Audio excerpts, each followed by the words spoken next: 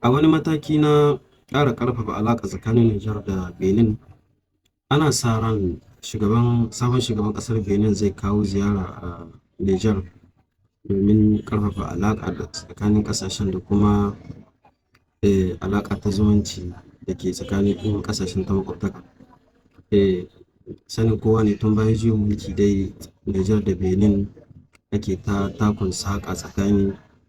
wanda har ta kai iyakokin ƙasashen, ko in ce iyakar da ta haɗa ƙasashen take rufe tsawon lokaci ba tare da an buɗe ba, wanda ya sa da yawa 'yan ƙasa daga Benin Nijar suke ta shan wahala musamman wajen tsallakawa ko kuma shiga Benin ko kuma fita. Amma ga dukkan alamu ana sa ran cewa wannan matakin ya yi kusa zuwa ƙarshe, inda ake tsammani insha Allah idan wannan sabon shugaban ƙasa ya zo Benin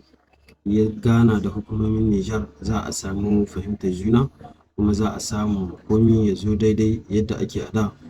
Alaƙa ta 'yan uwanci, alaƙa ta zumunci, alaƙa ta kasuwanci za ta ci gaba kamar yadda aka saba a can baya.